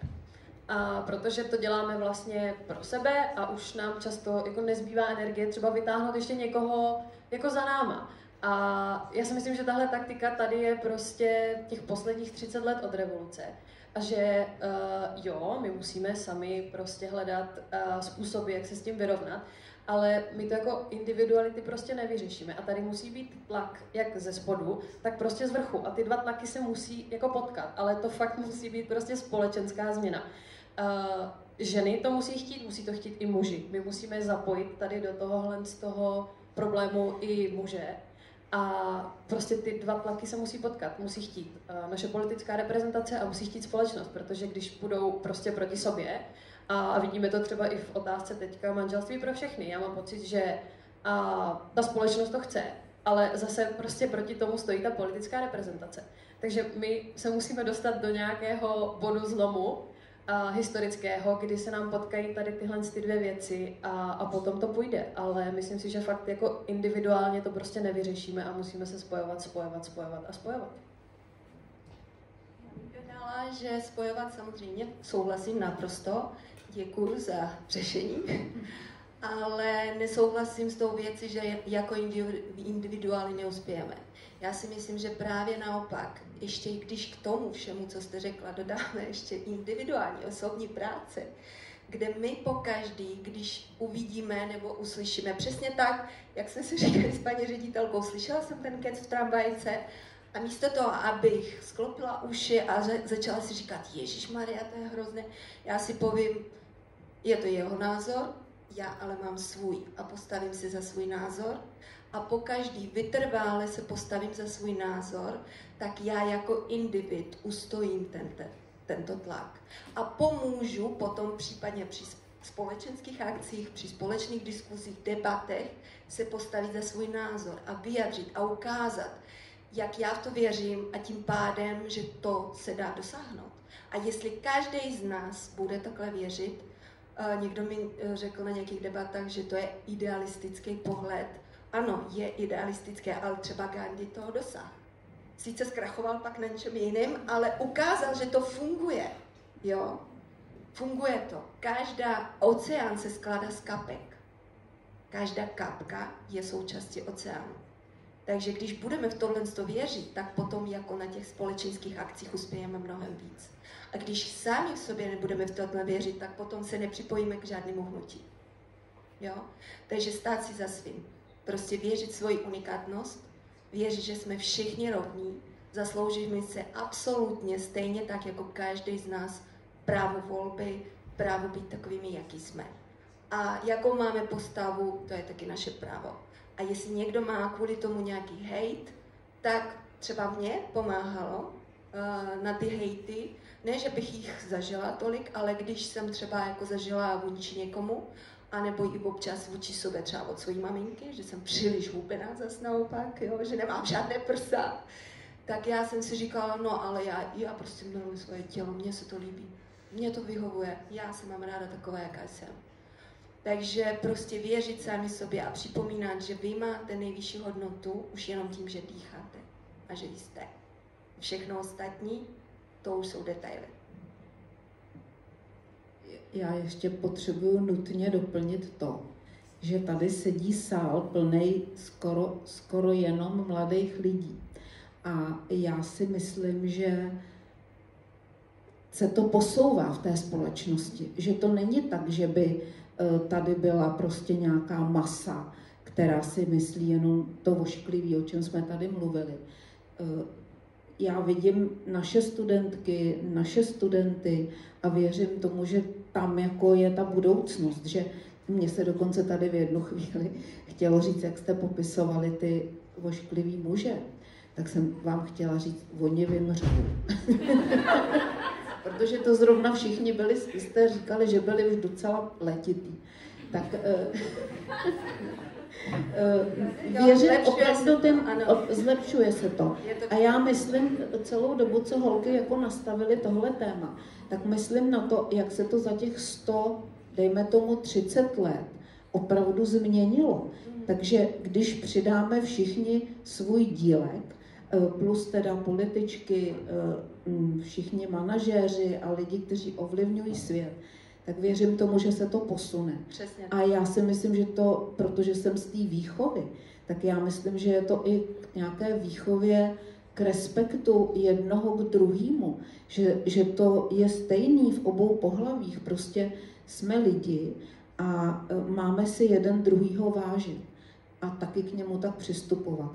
A to bude trvat, než to nastane, ale myslím, že se to oproti středověku rozhodně zlepšilo a i oproti počátku 20. století. Takže pojďme nezoufat a prostě snažit se na svém písečku tam, kde máme moc. Já myslím, že ji máme vlastně docela dost. Já tady jenom dodám trošku pesimismu do toho, že se vším souhlasím, jenom že bych chtěla říct, že prostě ty lidský práva, že to není tak, že my se jakoby jednou vydobijeme a oni zůstanou, že jo, to prostě ten progres není lineární, podívejme se na Ameriku a prostě potraty, jo. To prostě jakoby je pravda, že to nějaká jako každodenní, bolavá, náročná, vyčerpávající, frustrující práce, kterou každý z nás prostě musíme odvést tak, aby nám tady společně prostě bylo líp. A myslím si, že je to i tak, že když si uvědomíme nějaký vlastní privilegium, tak je naše zodpovědnost prostě se postavit za ty méně privilegované. Prostě, jo. Já jsem bílá, jsem heterosexuální, jsem ze střední třídy prostě, jakoby. Takže moje zodpovědnost je nějakým způsobem případně vokalizovat problémy, které sice nejsou čistě moje, ale víme, že v té společnosti jsou. Tak jenom chci říct, že prostě je tady progres a je obrovský, já jsem to taky šťastná a upřímně bych se chtěla narodit teďka a mít pubertu prostě za 15 let, abych se nemusela prodělat to, co jsem si prodělala, ale jako není to lineární a není to daný prostě, jakoby, no, v té společnosti bohužel. Že to je takový push-pull efekt prostě. Jo, ale stejně se to potom vyvíjí dál a dál, takže věříme v tohle. Jo, chvilkama se vracíme a pak zase jako něco nabíde. Já věřím v tohle. Já si jenom dovolím připomenout jednu věc, nevím, jestli jste o tom někdy slyšeli, o syndromu včelí královny, což je taková záležitost, je to sociologicky potvrzeno, že to tak prostě nastává.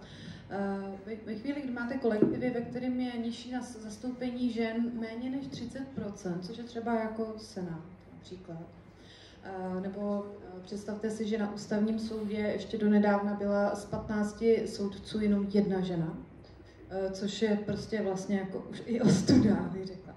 No tak ve chvíli, kdy máte nějaký kolektiv, ve kterém je méně než 30% žen, tak se prostě bohužel stává, že v té konkurenci vlastně osob o nějakou pozici v tom kolektivu se stává to, že ženy začínají se přizpůsobovat svoje chování tomu způsobu, jakým se chovají muži. A vede to k tomu syndromu včelích královen. To znamená, že pokud nějaká ta žena prorazí ten strop nebo prostě se dostane na tu pozici díky určitě obrovskému úsilí, násobně většímu než její stejně postavení kolegové, tak ona vlastně, aby se udržela v té pozici, tak velice často právě postupuje tak, že jako nepomáhá těm ostatním ženám, aby vlastně ta spravedlnost tam v tom kolektivu byla. A stává se, že vlastně sama se chová jako muž a ty ženy jakoby nepodporuje. A to je takový problém, já nejsem socioložka, ale prostě bohužel jsem si to prostě někde už i jako všimla a snažím se sama v sobě, protože já jsem vlastně v té pozici, kdyby mohla jako tou včelí královnou být, identifikovat ty situace, abych já tohleto nedělala, protože vím nějak jako logicky, že mně se bude dařit v politice prosazovat politická témata, která jsou zaměřená na situace žen, třeba v rodinné politice nebo zdravotnictví, školství. To jsou všechno věci, které ženy řeší. Já například hodně řeším dostupnost školek pro matky, aby mohly pracovat. Tak já to mnohem lépe prosadím, když budu mít ve svém okolí političky ženy, protože ti muži tu zkušenost nemají, nikdy to neřešili nebo řešili málo kdy. A proto, abych já prosadila ten cíl, který chci, například dostatek školek nebo škol pro rodiny, tak já potřebuji podporovat hlavně, aby do té politiky vstoupily ty ženy. A musím prostě automaticky bojovat s tím, abych já v rámci zachování své pozice někde v nějaké skupině neměla tu tendenci nějakou ženu prostě potlačit, protože by mohla ohrozit moji jedinou pozici. Takže tohle je vlastně, nevím, jestli jsem to vysvětlila dobře, protože to je prostě sociologický pojem, ale ve chvíli, kdy je teda někde méně než 30% žen, tak se to prostě stává, že ty, které velmi schopné ženy prorazily ten strop, mají tendenci těm ostatním ženám neumožnit to se, protože oni tím obrovským úsilím to prostě prorazili a ty ostatní jako vlastně na to neměli mít nárok. Je potřeba hledět na to, podle mého názoru, když ty ženy se porovnávají s ostatními ženami, by se hlavně ty ženy porovnaly s těma mužema, protože velmi často v těch pozicích, na kterých se za využití strašného úsilí dostaly, tak když se podívají ne dolů, ale vedle a vidíte tam ten zástup prostě mužů a jejich kompetence, tak prostě velice často zjistí, že těm mužům se povedlo se tam dostat za úplně minimálního úsilí ve srovnání s tím, co musely ty ženy dosáhnout. Takže chtěla jsem vlastně připomenout tenhle sociologický pojem. Možná, že byste mohla k tomu říct někdo něco víc, ale čelí královny to nám to může prostě jako zase srazit dolů. Nám bohužel už vypršel čas. Takže my vám chceme hrozně moc poděkovat, že jste přišli a za vaše vstupy. A já chci poděkovat i vám všem, kteří jste přišli na tuto diskuzi si ji třeba jenom poslechnout. Máme hroznou radost, jasně, kolik mladých lidí o toto téma má zájem a jsme si samozřejmě vědomi, že tyto problémy se nevyřeší ze dne na den. Bavili jsme se tady o tom 1,5 hodiny a hrozně moc podnětů. Ale my doufáme, že si odnášíte z této diskuze hlavně nějaký nový pohled a nové podněty a že nebudete tyto problémy právě přehlížet ve svém normálním životě. Já vám moc děkuji. Já vám taky moc děkuji.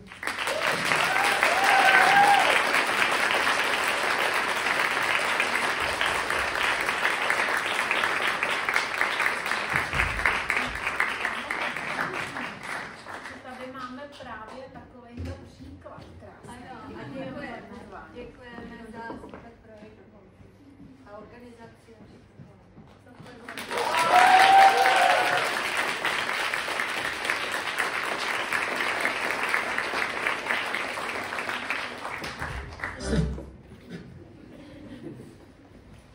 Někde tady by měly běžet nějaký kytky, tak nevím, jestli dorazí. Asi jsou na cestě. No. Mluvili jenom my tady, tak ať se někdo přihlásí.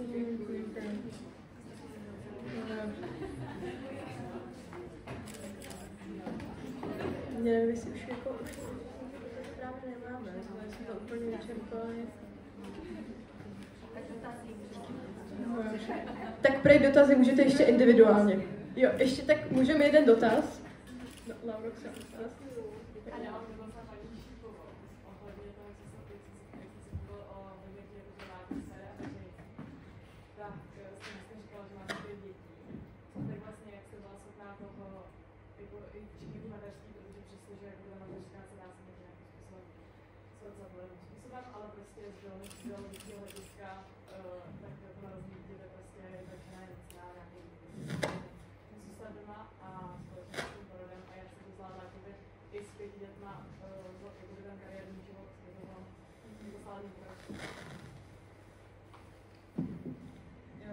To je hodně těžká otázka, protože já to sama vlastně jako nevím, jo.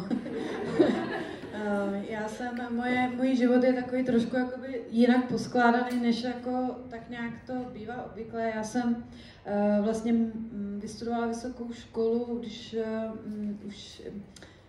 respektive dostala jsem se na vysokou školu už, když jsem měla tu první dceru, byly jí 3 měsíce. Tak jsem se na ta práva dostala a v průběhu studia jsem pak ještě 3krát porodila. Studovala jsem to 5letý studium, teda 7 let a jak jsem to zvládla, já nevím, mě hodně teda třeba například, asi myslím si, že velký vliv na to mělo, že žiju na venkově, takže prostě ty děti byly hodně venku, na zahradě a tak a pomáhala mi teda hodně tchýně. A její maminka, když jsem potřebovala jít na zkoušky. Já jsem ale teda na vysokou školu ta práva jako takhle studovat tehdy šlo a teďka asi taky jde. já jsem vlastně do té školy nechodila, já jsem se učila doma s dětma, takže jsem chodila jenom na zkoušky. Jo? Neříkám, že to je ideální způsob studia, ale prostě takhle jsem to dělala já. A pro mě to tehdy bylo takový, že každá moje zkouška mě hrozně motivovala, protože to byl takový jako dárek, že jsem to jako dokázala a tak, ale musím upřímně říct, že takhle bych to asi svým dcerám nedoporučila, aby takhle postupovali, protože jsem pak jako byla opravdu velmi vyčerpaná, ale měla jsem ohromnou radost, že se mi to podařilo všechno jako vystudovat, pak jsem dělala i advokátní zkoušku. Podpora byla zejména jako s dětma, hlavně moje tchýně mi pomohla a babička. A pak samozřejmě pro mě bylo velmi důležité, že jsem na tom venkově mohla ty děti dát do školky, že kdybych je nemohla dát do školky, by to nešlo.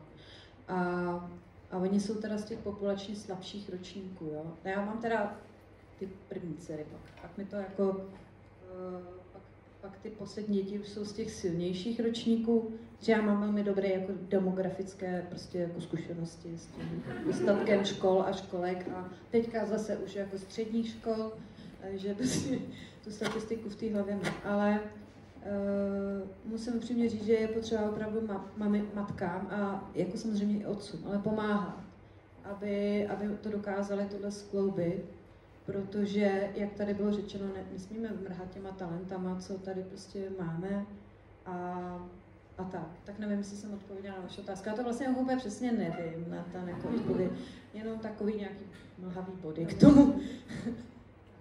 Ještě nějaký dotaz? Jo? Mě by teda zajímalo, jak bych já jako muž mohl teda pomoct. Krásná otázka. Ještě sednem.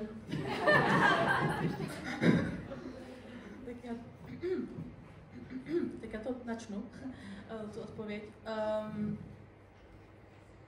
Asi je to na osobním uvážení, ale jakoby jsou tam nějaký obecný principy. Já bych jenom ráda jakoby řekla, že ten současný systém sice do jiný míry, ale taky nějakým způsobem diskriminuje muže, jo? Jakože to, že přesně čekáme, že jakoby muž bude živit rodinu a bude makat, pak se to týká ten workoholismus, prostě psychické problémy.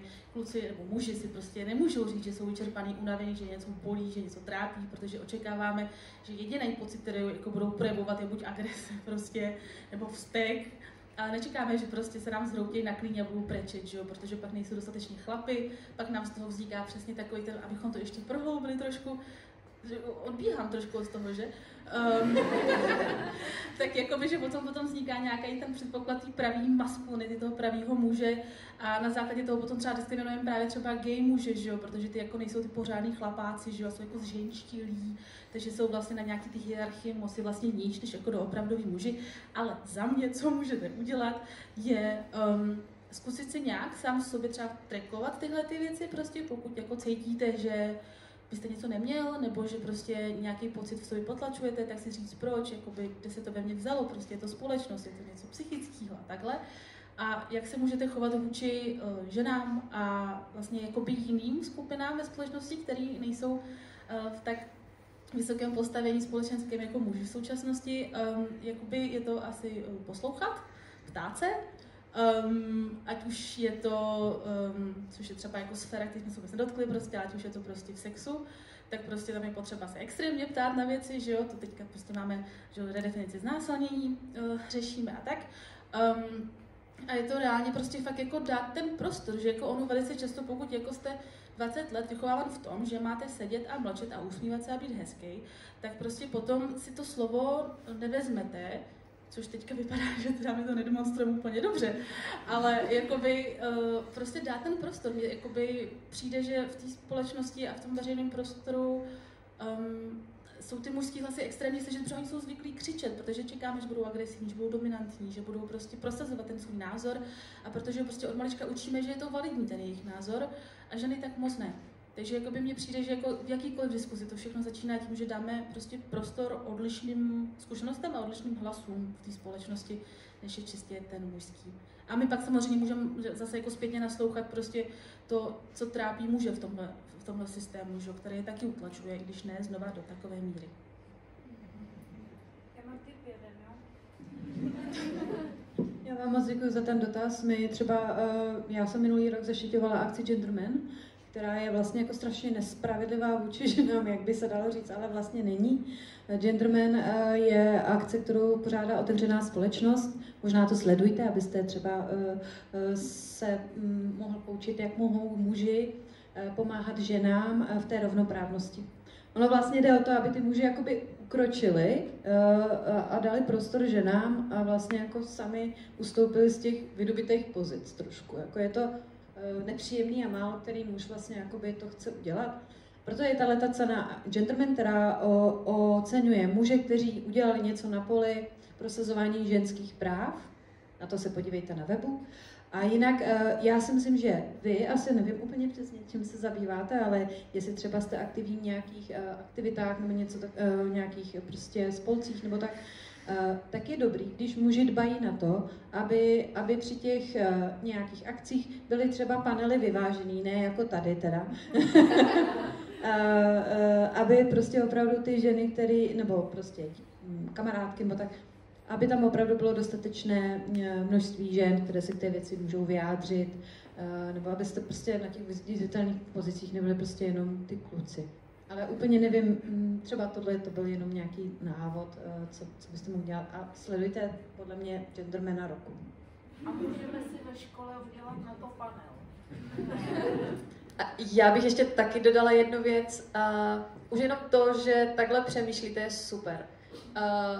Bavit se s ostatníma a nejenom prostě s klukama, s holkama, bavit se se všema a prostě otevírat ty zkušenosti těch jiných lidí, přemýšlet nad tím a třeba si uvědomit, v čem jste privilegovaní, v čem jste třeba menšina, protože všichni jsme v něčem menšina, a nějak si zvědomovat tady tohle, co se prostě ve vás děje, v čem můžete být diskriminovaní, v čem můžou být diskriminovaní ostatní a prostě to otevírat, protože si myslím, že to je to, co tady v té společnosti chybí, to pochopení toho druhého pohledu, nebo to pochopení, že dobře, já jsem bílá heterosexuální žena a nezažívám si to, co si zažívají třeba příslušníci LGBTQ komunity, ale to pořád neznamená, že je třeba nemůžu podporovat, nebo že nemůžu pochopit, že si procházím něčím jako složitým. Takže už jenom tady tohle, když budete s ostatníma, svými spolužáky, kamarády, i s rodinou otevírat, tak si myslím, že to je velký krok pro prosazení rovnější společnosti.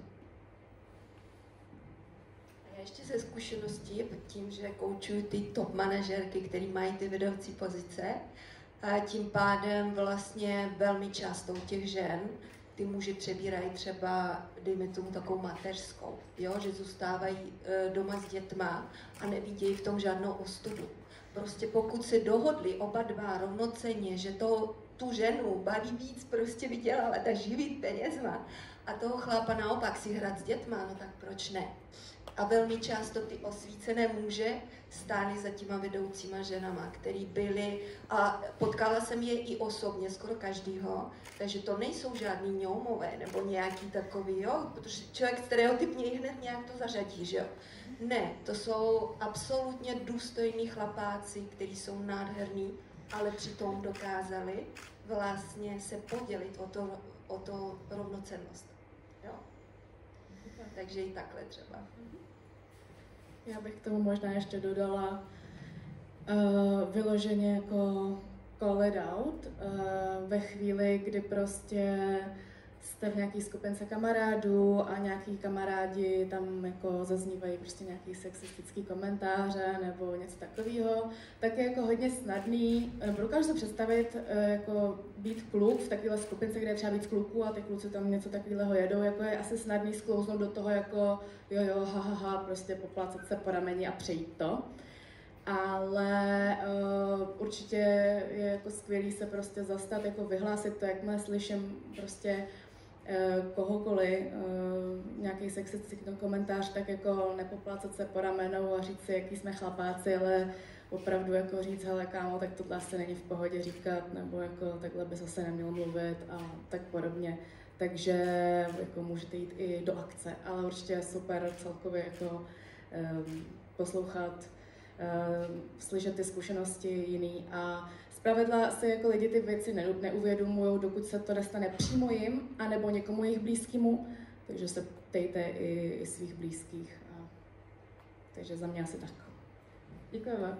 My bychom hrozně rádi dali prostor ještě dalším dotazům, ale fakt už nemáme vůbec žádný čas, takže vám ještě jednou děkuji. A hezký večer.